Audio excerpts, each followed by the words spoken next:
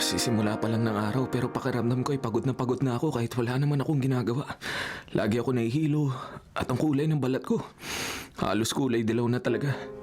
Bakit ba naman kasi ako pa nagkaroon ng malalang sakit sa atay?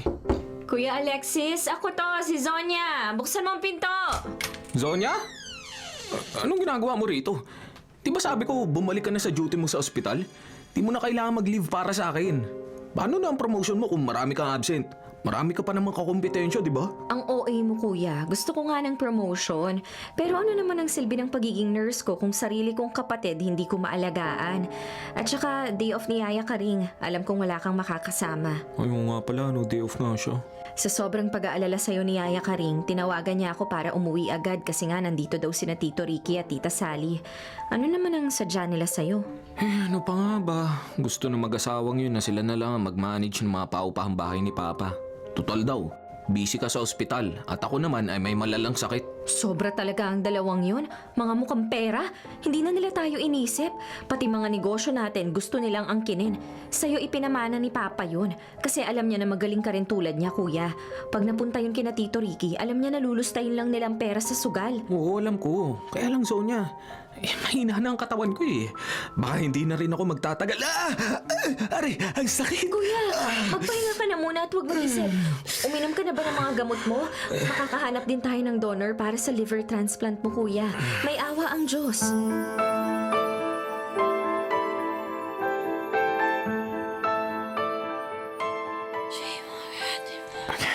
Ano ba yung parang ingay na naririnig ko? May tao ba dyan? Zonya! Yaya Karing!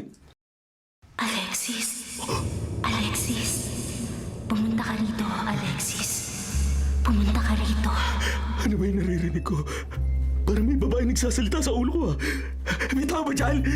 Nasa may salamin ko, hindi ko makita. Alexis! Pumunta ka na rito. Alexis! Ano nangyayari sa'yo? Baka malaglag ka sa kama. Teka, ano bang hinahanap mo? Yaya Karing! May naririnig akong boses ng babae rito ang bumubulot sa akin! Ha? Anong sinasabi mo? Wala namang ibang babae rito sa kwarto mo. Nasa ospital pa si Zonya at ako naman kapapasok ko lang rito. Narinig nga kitang parang nagsasalita at may kausap madaling araw pa lang. Eto pala sa sahigang salamin mo. Buti at hindi nabasag. Ako, Diyos ko, salamat ho, Yaya Karing. Madaling araw pa lang pala kaya madilim pa. Pakiramdam ko ho, lalong lumabaw ang paningin ko dahil sa sakit ko.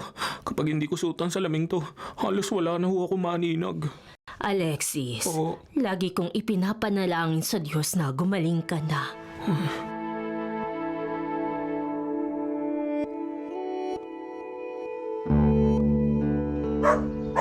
Oh, sandali lang at makakain kayo lahat. Kayo na lang maalaga ko ang kaligayahan ko ngayon. Salamat sa inyo at nalilibang ako dito sa bahay. Alexis, Oh. baka mamaya manghina ka na naman. Nakakapagod din magpakain at maglinis sa mga alaga mong aso. Ako na lang ang gagawa niya. Yaya Karing, okay lang po ako. Mabuti nga at may napaglilibangan ako. Baka mauna pa po akong mamatay sa pagka-bored kaysa sa sakit ko kung wala akong gagawin dito sa bahay. Yaya? Umiyak ka ba? Hindi, Alexis. Naaalala ko lang nung buhay pa ang papa mo. Madalas kayo magkasama pag ganitong araw ng linggo. Kuya! Uy! Kuya Alexis! Kuya! Zaya! Oh, ano nangyari sa'yo? May problema ba? Kuya Alexis, Yaya Karing! Oh. Sobrang saya ko! Tumawag yung doktor na contact natin sa ospital. Ang sabi niya, may liver donor na si Kuya Alexis. Talaga? Tuloy na ang operasyon, Kuya! Gagaling ka na! Totoo ba yun? Diyos ko, sana nga matuloy na ang operasyon. Gusto ko nang gumaling sa sakit ko at makasama kayo na matagal.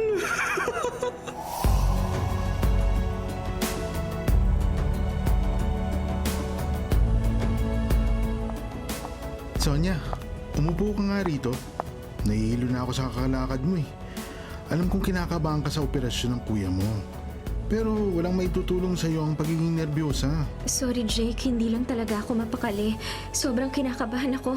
Natawag ko na nga lahat ng santo para maging successful ang operasyon ni Kuya Alexis. Sonia, ang liver na ililipat sa kuya mo ay nakatadhana.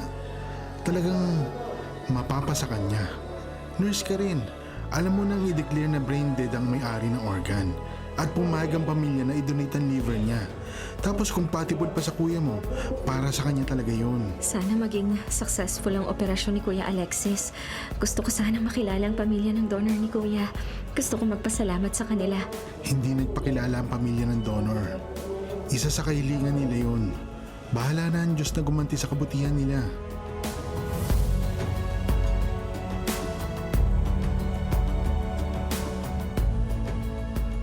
Salamat naman at matagumpay ang liver transplant sa kuya mo. Mamaya, pupunta ako sa simbahan para magpasalamat. Yaya Karing, umuwi na po muna kayo at magpahinga. Ako na lang ang magbabantay kay Kuya Alexis. Sige, iuuwi ko na rin itong mga gamit na hindi na natin kailangan. Sige po, ihahatid ko na kayo hanggang sa labas ng ospital. Babalik na lang ako rito agad. Nandito ba ako sa kwarto ng ospital? Medyo blurred ang paningin ko. Pero may babae nakatayo sa may paanan nitong kama. Sonia! Ikaw ba yan, Sonia? Alexis! Alexis! Umuwi ka na rito, Alexis! Umuwi ka na! Sino ka? Medyo lumiliwanag na ang paningin ko. Sino ka? Alimaw! Alimaw na yan ako! Alimaw! Kuya Alexis, ano nangyayari? Katatapos lang ang operasyon mo. Bakit nakatayo ka na? Sonia, may nakita ako babae dito sa kwarto. Babae maitim. Namumula ang mga mata, matutuloy sa mga ngipin na tumutulo ang laway. Kuya, walang ibang tao rito. Nasa 4th floor tayo. Halika, mahiga ka na ulit. Hindi pa magaling ang sugat mo sa operasyon. Sugat ko sa operasyon? Sonia, wala akong makitang sugat na bakas na operasyon. Hindi rin ako nangihina. Tingnan mo ako. Tingnan mo ang mga mata ko. Wala akong suot na salamin pero malinaw kita nakikita. Ano? Pero kuya, wala pang 4 na oras ang nakakalipas mula nang dalhin ka rito sa kwarto ng ospital galing sa recovery room. Paano nangyari na magaling ka na agad?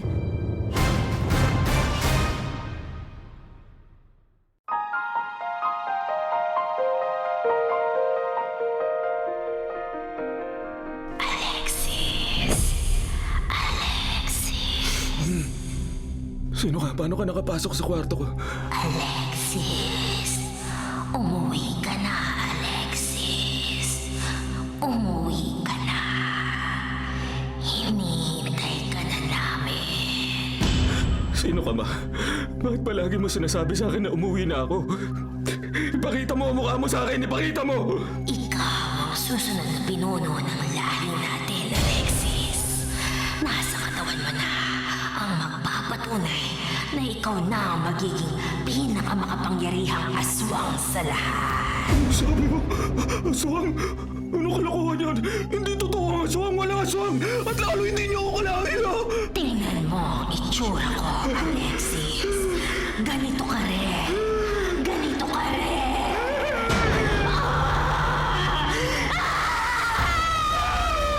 Ano nangyayari sa babae? Parang siya nagiging alimaw. Ang pula ng mga mata niya, tumahaba ang mga kuko. Matatalas din ang mga ngipin niya. Umalis ka rito! Umalis ka sa kwarto ko! Umalis ka na! Tulungan niyo ako! Kuya Alexis! Ano nangyayari dyan? Buksan mo pinto! Iwan ka babae! Alimaw sa bintana! Kuya Alexis, buksan mo ang pinto! Sonia! Ano nangyayari, kuya? Bakit ka sumisigaw? Alimaw!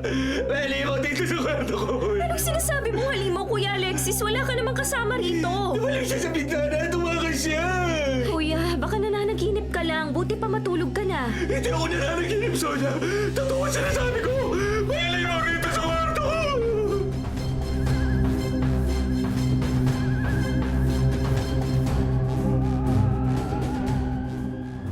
Alexis, Oh. kumain kang mabuti. O, heto pa ang paborito mong adobo. Uy, adobo. Salamat, Yaya Karing, ha. Gutom na nga talaga ako. Buti nandyan po kayo, Yaya Karing. Ang sarap na mga luto niyo. Bili ng doktor na dapat masustansyang pagkain ang ihain sa'yo. Hanggang ngayon nga, hindi pa rin makapaniwala si Zonya na ang bilis mong nakarecover sa operasyon. May masakit pa rin naman sa akin, Yaya Karing. Pero dahil magaling ang dalawang nag-aalaga sa akin, mabilis ako lumakas. Yaya ka rin? Yung mga aso natin, kumain na rin ba sila? Mukhang nag-iiyakan at nag-aaway na sila sa likod bahay. Yung mga aso? Oo. Ay, paano mo naman nalaman na nag-iiyakan sila? Malayo dito ang likod bahay. Naririnig ko sila. Hindi niyo ba sila naririnig? Tumatawol sila at parang umaalulong pa nga. Mukhang nagugutom na ho sila. Wala naman ako naririnig. At saka, sa likod bahay pa yun, malayo. Pero sige, kumain ka na at ako nang bahalang magdala ng pagkain sa mga aso. Sige ho. Tama si Yaya ka rin. Malayo masyado dito ang kulungan ng mga alaga naming aso. Kahit noon naman, hindi ko naririnig ang taon nila mula roon Pero bakit naririnig ko ngayon? Parang ang daming kakaiba nangyayari sa akin pagkatapos ko maoperahan. Ba, ang dami ko na nakain. Bakit parang gutom pa rin ako? Bakit kumukulo pa rin ang sikmura ko?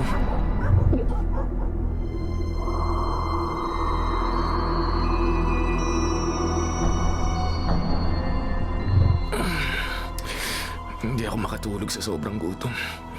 Kumakain naman ako pero bakit ganito? Parang napupunit na ang tiyan ko sa sobrang sakit Siguro kailangan ko kumain ulit. Kakainin ko na lang itong mga prutas na dinala ni Yaya ka rin kanina dito sa kwarto ko. Itong ubas na lang munang kakainin ko. Bakit ang pait ng lasa nito? Di naman to bulok teka, ito na nga mansanas na lang. Ang pait din! Di masarap! Bakit ganito ang lasa ng mga prutas na to? Masaktan ang tiyan ko. Parang may magalaw sa loob. Alexis, nagugutom ka, hindi ba? Bakit hindi ka kumain? Kumain ka, Alexis. Ikaw na naman. Saan ka ba nang gagaling? Ba't bigla ka na lang lumilitaw rito? Ano ba to? Ba't hindi ko makontrol ang katawan ko? Kusang gumagalaw, ang mga kamay ko papunta sa akin legat. Sinasakal ko sa sarili ko leg. Hindi ko kaya. Ipapakita ko sa'yo kung sino ka na ngayon. Ipakikilala ko sa'yo ang bagong katauhan mo.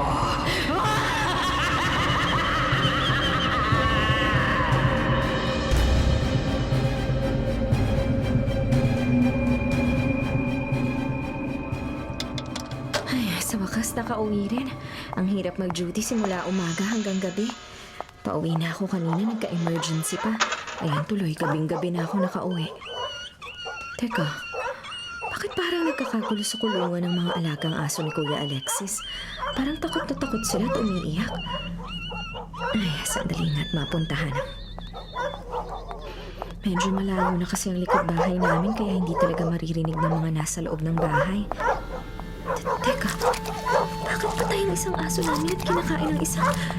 Diyos ko, may halimaw rito! Nakita ko ng halimaw. Tumingin siya sa akin. Puro dugo ang mukha at katawan niya. Ang pula ng mga mata niya. Malapit sa akin ang halimaw! Malapit na siya!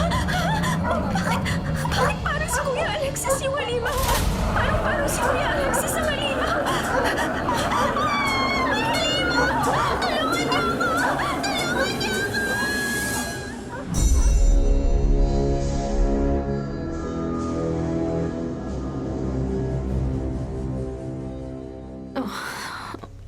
Yaya ka rin? Ay, Zonia, mabuti't nagkamalay ka na. Gusto nga ng Kuya Alexis mo na dalhin ka na namin sa ospital. Yaya ka rin, ano nangyari? Nakakita ko ng halimaw sa likod bahay. Nakakatakot. Maitim siya at namumulang mga mata. Halimaw yun, Yaya ka rin. O baka aswang. Hindi ako pwedeng magkamali. Nakita kong kinain niya yung isa sa mga alaga nating aso. Zonia, madaling araw na nang makita ka naming walang malay sa terrace. Hindi sa likod bahay. Pero tama ka, may pumatay sa mga aso. 2 ang pinatay ng kung sino mang gumawa nun. Malungkot na malungkot ang kuya mo dahil alaga niya ang mga yun. Halimaw ang pumatay sa mga aso o kaya isang aswang. Maniwala ka sa akin, Yaya ka rin. At si Kuya Alexis, parang... Parang ano, Sonia? Ako'y parang, ano? Kuya? Sonia, Sobra mo kaming pinag-alala ni Yaya Karing. Mabuti pa, mag-leave ka na muna sa trabaho para makapagpahinga ka na ilang araw. Pero kuya, alam ko yung nakita ko. Hindi ako nag-iimbento ng kwento. Nakita ko ang halimaw, kinain niya ang patay na aso na maaaring siya rin ang pumatay. Kuya, nanganganib tayo.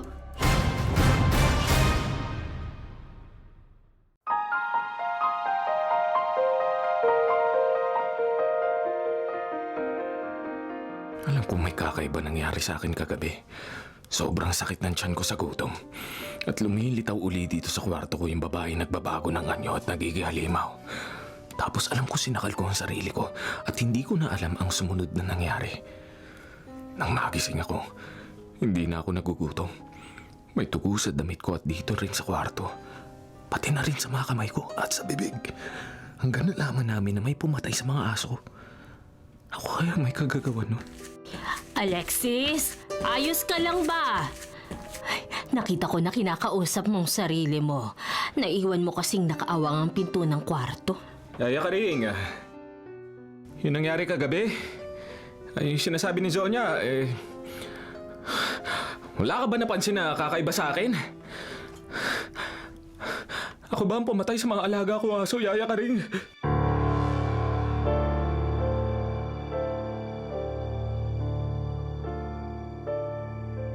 Zonya, iniisip mo pa rin ba ang nangyari noong nakaraang gabi? Iniisip mo pa rin ba na ang Kuya Alexis mo nakita mong kumain sa patay na aso? Iba ang epekto nun sa kuya mo. Lagi na tuloy siyang nagkukulong sa kwarto. Hindi talaga mawala sa isip kong nakita ko, Yaya Karing. Kahit ang sarili nating bahay, kinatatakutan ko na. Paano nga kung... Malamang naalog na talaga ng tuluyan ng utak ng kuya mo, Zonya. Ngayon na parang nababaliw na siya. Tito Ricky, kayo po pala. Zonya, sinabi mo ba sa Tito Ricky mo ang nangyari dito sa bahay? Alam mo namang ibang mag-isip ang tiyuhin mong yan. Siguradong nag-aabang yan ng pagkakataon para maisahan kayong magkapatid. Sa sobrang pag-aalala ko sa nakita ko at sa mga nangyari, hindi ko napigilan ang sarili ko na sabihan si Tito Ricky. Kapatid niya si Papa at siya na lang din ang kamag-anak namin. Si Alexis, nariyan ba siya? Kailangan ko siya makita at makausap. Nagpapahinga si Alexis.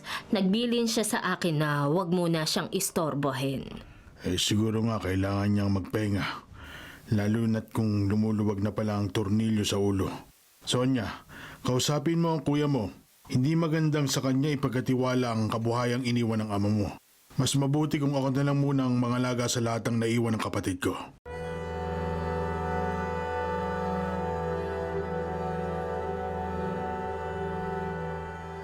Bakit kaya hindi pa dumarating si Yaya Karing? Ayoko na nag-iisa ako rito sa bahay dahil parang mabubuwang na ako.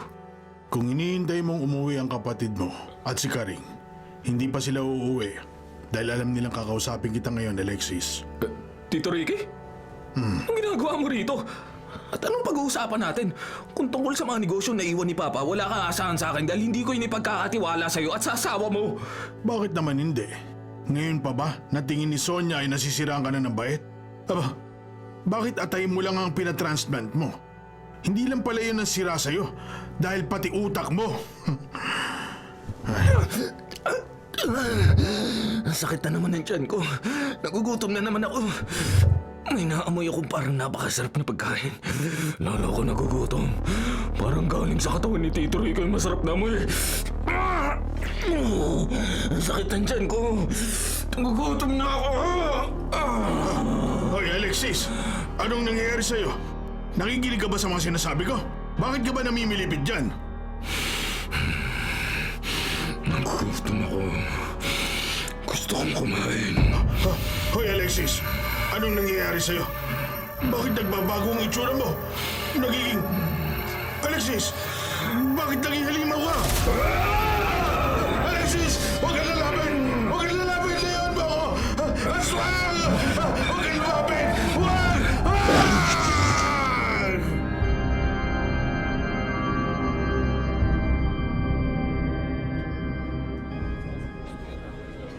Zonya, ba't ang aga-aga eh?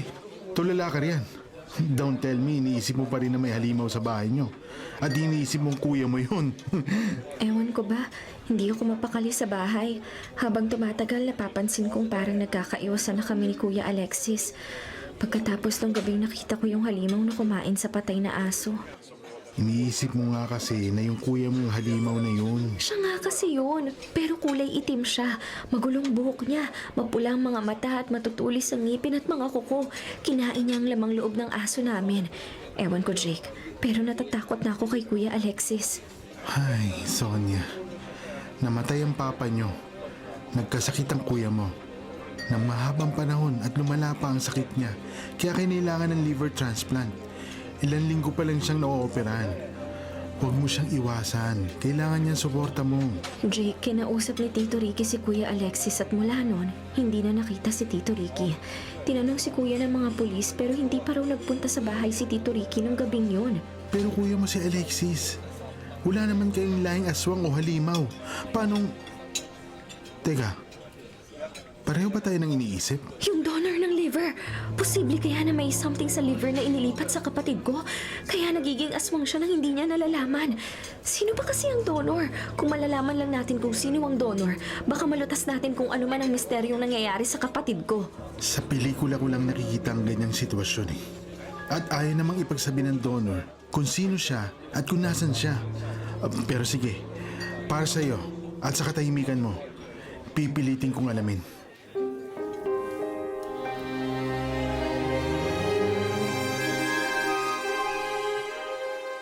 Siguro nga tama si Jake. Kailangan namin mag-usap ni Kuya Alexis. Mabuti at na-approve ang leave ko sa trabaho. Maaasikaso ko na si Kuya. Ako na rin ang gagawa ng paraan para magkapalagayan kami ulit ng loob. At sisimulan ko yon ngayon.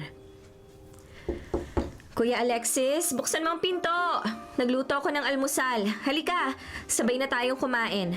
Tapos mag-grocery tayo mamaya. Samahan mo ko ha? Kuya Alexis, gising ka na ba? Buksan mo na tong pinto. Napakarami na akong katok sa pinto. Wala pa rin. Bubuksan ko na lang gamit tong spare key. Sinadya ko nang dalhin dahil baka nga hindi niya ako pagbuksan ng pinto. Pipilitin ko si Kuya na sabayan akong kumain. Kuya? Sonia, umalis ka na rito. Umalis ka na habang nakokontrol ko ba sa sarili ko? Kuya, ano nangyari? Nagkalimaw ka? At itong kwarto mo napakabaho at ang dami nagkalat ng dugo sa sahig. At ang bintana mo may nakaharang na itim na tela. Kaya pala medyo madilim dito sa kwarto mo kahit umagang-umaga. Kuya Alexis, sagutin mo ko. Anong nangyayari sa'yo? Bakit ganyan ang itsura mo? Ang haba ng mga kuko mo, pati buhok mo, at pulang-pula mga mata mo. Umalis ka na, Sonia! Umalis ka na!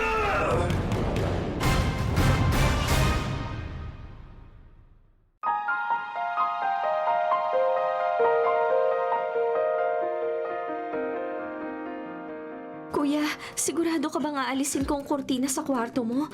Kapag nasisikatan ka ng araw, parang umuusok ang katawan mo. At saka kailangan ba talagang nakakadena ka? Gusto ko maging normal na tao, Sonia. Gusto kong bumalik sa pagiging normal. Naintindihan mo ba? Ayoko manatili ka dito. Hindi ko ito gusto. Kailangan matapos nito kaya tanggalin mo na ang kortina, Sonia. Sige kuya, ito aalisin ko ng kortina sa bintana mo para pumasok ang liwanag.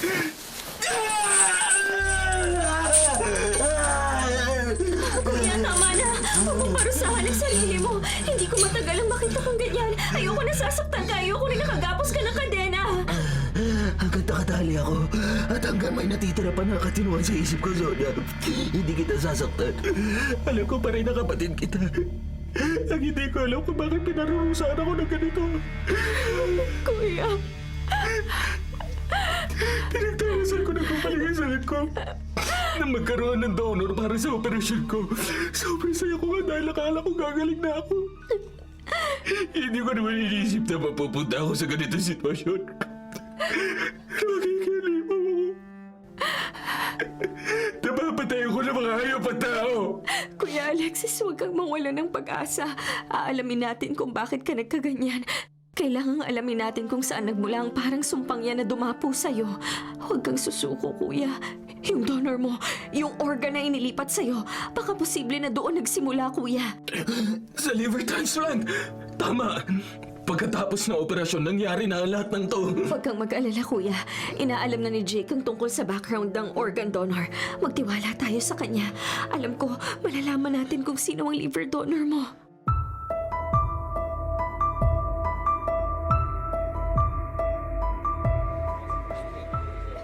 Ano? Sigurado ka ba sa sinasabi mo? Hindi ka ba nananaginip lang? Hindi, Jake. Totoo to. Kitang-kita ko nangyari kay Kuya Alexis. Parang apoy na nagliliyab sa dilim ang mga mata niya. Maputla ang balat niya na parang isang bangkay na binuhay ng masamang espiritu. Matatalim ang mga ngipin niya at nakausli ang mga pangil na parang mabangis na hayop. Mahahaba rin ang mga kuko niya na parang mga kuko ng ibon na handang umatake. Jake, nanginginig ako. Maisip ko pa lang na may ganung nilalang na nakatira sa bahay namin. Pero sa tuwing iniisip ko na kuya ko yun, napapalitan ng awa lahat ng nararamdaman ko. Anong gagawin ko? Sonia, tignan mo itong dala ko. Mga papeles to na resulta ng pag-iimbestiga ko. Mahirap pasukin ang database ng records ng ospital. Pero nagawan ko ng paraan. Talaga? Sino? Sino ang donor sa liver transplant ni Kuya Alexis? Ano ang background niya? Yun ba ang dahilan kung bakit parang isinumpa ang kuya ko? Oo. Alam ko na kung sino at kung taga saan siya. Pati ang history ng pamilya niya, inalam ko rin. At hindi ka maniniwala sa mga sasabihin ko sa'yo.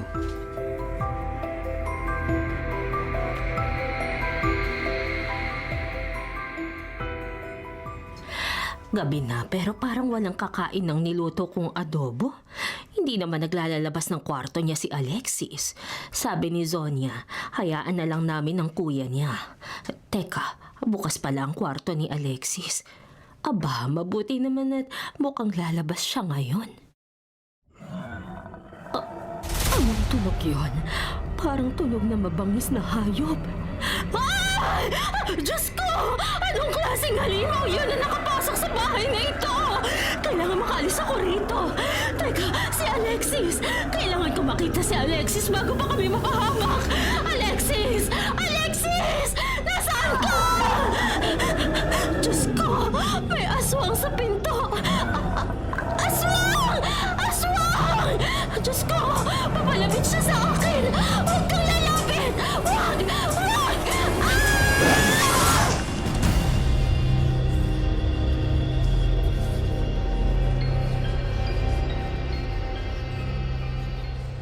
Jake, sigurado ka ba?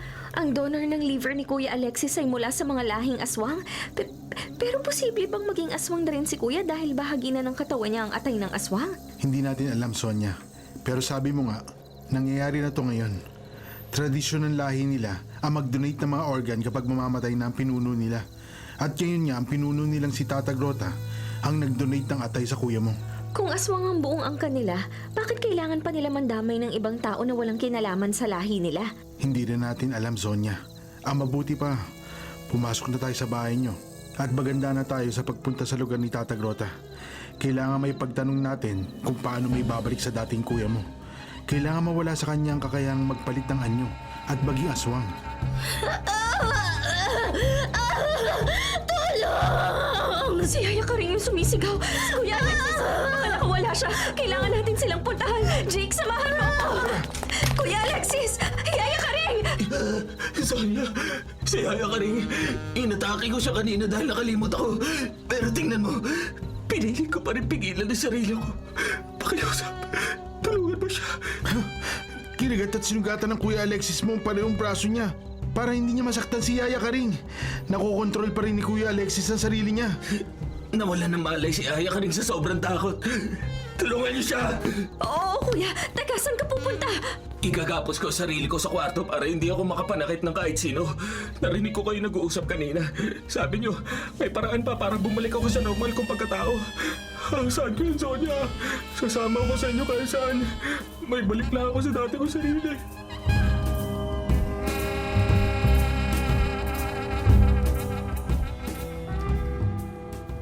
Alexis!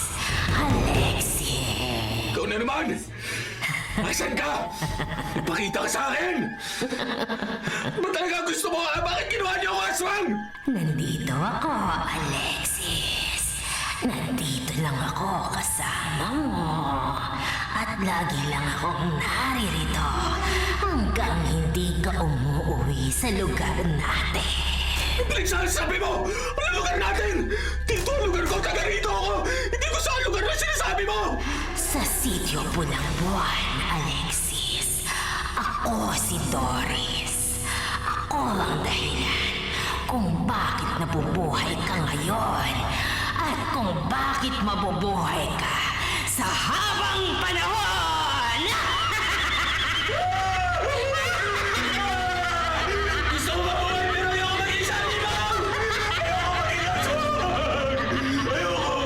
Alexis, ikaw ang napili ng aking ama na pumalit sa kanya bilang pinuno ng aming lahi.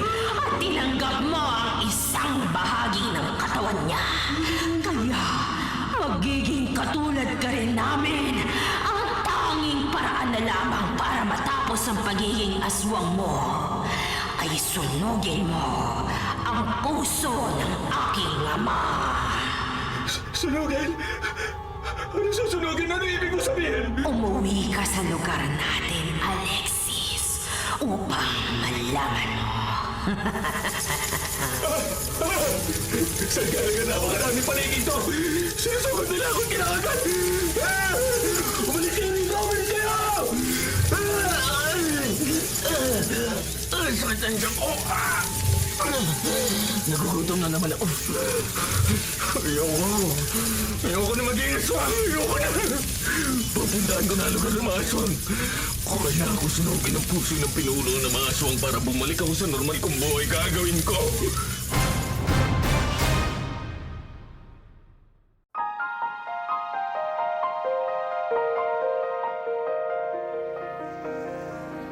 Ang layo pala ng lugar na to. At totoo ngang sobrang liblib dito. Iba rin ang pakiramdam ko sa lugar na to eh. Parang may kung anong hindi normal dito na hindi ko rin maipaliwanag kung ano. Ganun din ang nararamdaman ko, Sonia. Gaya nga ng sinabi mo sa akin, gusto na kagad puntahan ng kuya mo ang sityo Pulang Buwan. Nagtataka nga ako kung paano niya nalaman ang pangalan ng lugar eh. Hindi ko pa naman sinasabi kahit na sa'yo. Sabi ni Kuya, may babaeng nagpapakita at nakikipag-usap sa kanya. Sinabi rin ng babaeng yun kung paano matitigil ang pagiging aswang ni Kuya. Kailangan niyang sunugin ang puso ng aswang na naging donor ng atay niya. Kung gusto nila maging katulad nila ang kuya mo, bakit sinabi nila kung paano mapapawalang bisa ang pagiging aswang ng kuya mo? Hindi kaya sa trap? Baka gusto lang nilang papuntahin sa lugar nila ang kuya mo para... Magmaneho ka lang, Jake. Sabi ni Kuya Alexis, ano man ang kalabog na marinig natin sa likod ng container truck na to kung saan naroon siya, huwag kang hihinto. Hindi tayo dapat abutin ng gabi sa daanan. Jake, ano nangyari? Bakit bigla kang huminto? May tumawid na babae. Punti ko na siya masagasaan. Hindi mo ba nakita? Anong babae? Wala naman ako nakitang babaeng tumawid sa daan, Jake. Teka, bababa ako. Titignan ko.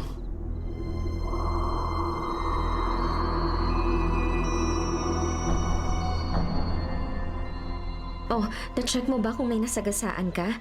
Nasaan yung sinasabi mong babae? Okay lang ba yung gulong? Si Kuya Alexis, okay lang ba siya? Wala ko nasagasaan. Okay lang din ang kuya mo sa container sa likod. Ang bad news, yung gulong.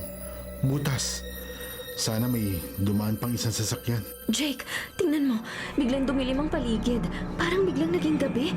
At tingnan mo sa malayo. May grupo ng mga babae na papalapit dito. Tingnan mo.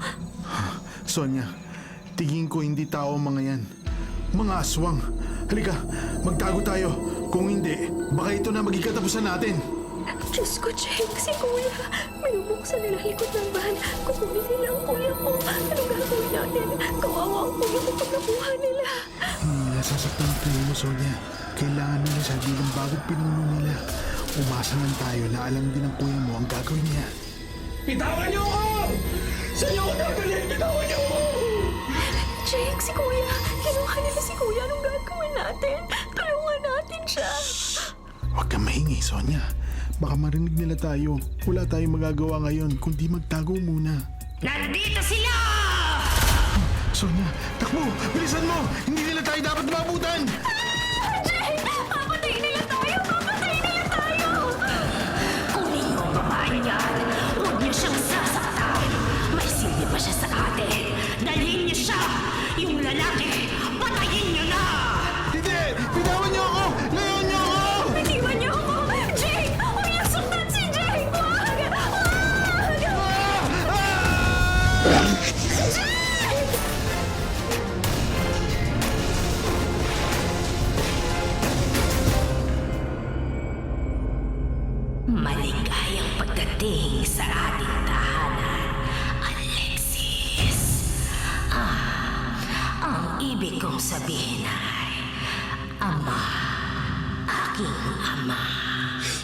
Ikaw yung babae nagpapakita at kumakausap sa akin.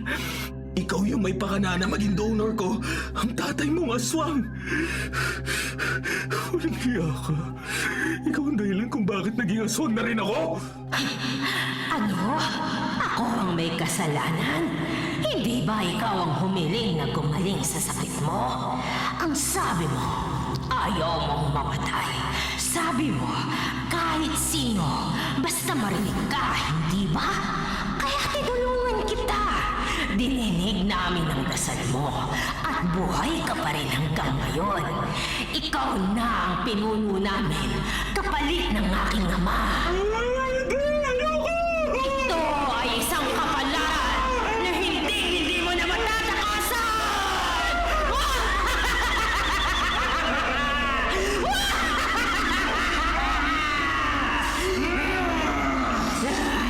Ganyan na!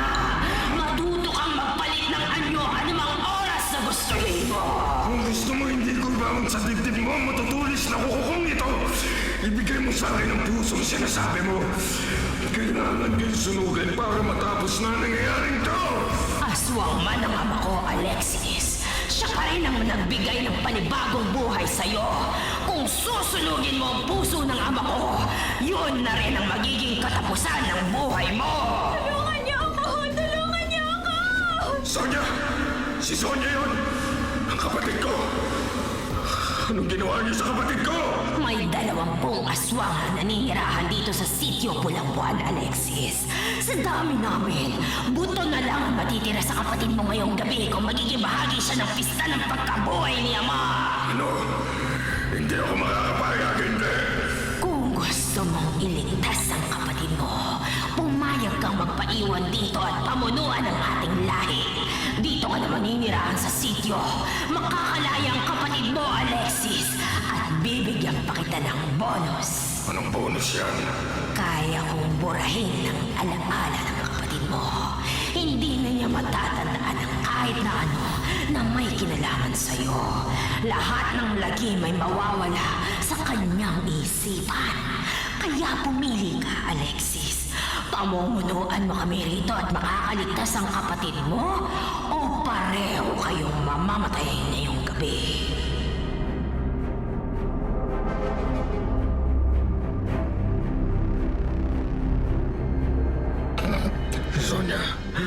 Sonia ako to. Ang kuya mo. Huwag ka matakot sa akin. Mukha ko alimaw pero maililigtas kita sa anyong to. Huwag ka matakot. Alis na tayo rito. Kuya Alexis, si Jake, pinatay nila si Jake. Wala na tayong magagawa, Sonia. Ang mahalaga, alis na tayo rito. Magiging ligtas na tayo. Baka kawalan kita sa kulungan to at tatakas na tayo. Halika na, Sonia! Bilisan mo! Kailangan makaalis agad tayo rito. Oo, kuya, makakatakas na tayo.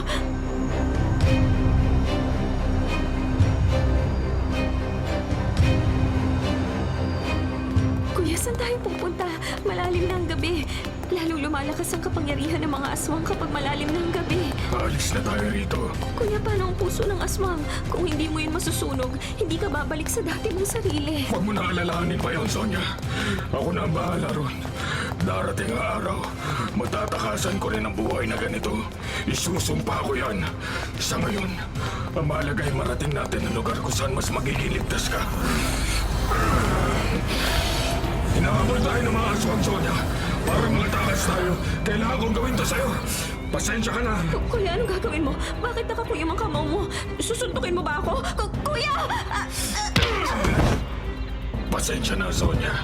Kailangan kitang patulugin para maging madali ang gagawin ko. Hindi ko hayaan may manakit sa'yo. Para masisiguro ko ang kaligtasan mo, magpapaiwan na ako rito.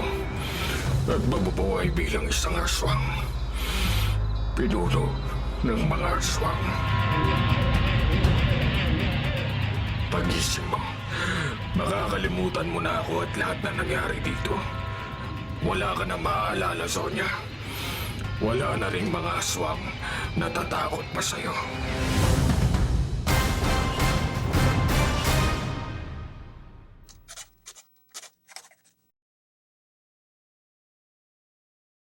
Mga kapatid, ito po ang inyong kapatid, na si Lord De Vera. Nagsasabing, sana dito na tayo sa totoo.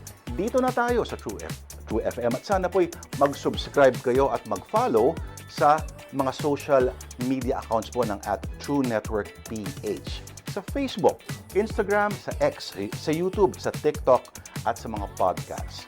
Sana po, dito na tayo sa totoo, mga katrupa. Dito tayo